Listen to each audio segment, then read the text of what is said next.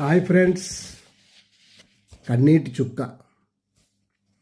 ఒక అమ్మాయి ఎవరినైనా ఇష్టపడితే ఆమె వాయిస్ ఆటోమేటిక్గా మృదువుగా మారుతుంది.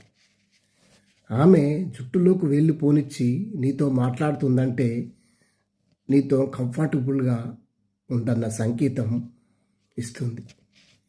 అమ్మాయి చూపులు ఎనర్జెటిక్గా మారుతాయి. ఆమె నీకు మెసేజెస్ చేస్తుంది, కాల్స్ చేస్తుంది అంటే నీపై ఎమోషనల్లో ట్రస్ట్ పెరిగిందని అర్థం.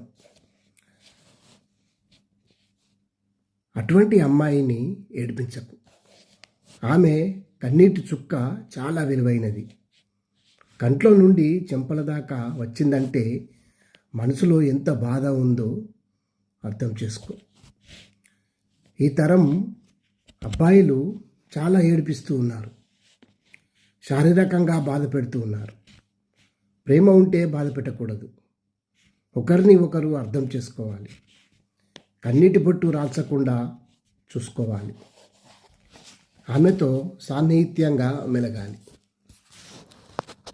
ఓర్పు పక్కన ఉన్నది అంటే ప్రేమ ఉన్నది అని అర్థం.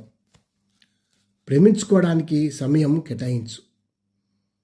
సన్నిహితంగా మెదులు. కన్నీటి చుక్క రానియకు. ఆనందపరచు, సంతోషపెట్టు. అంతేగాని కన్నీటి చుక్కలతో ఆటలాడుకోకు. చాలా డేంజర్. Thank you.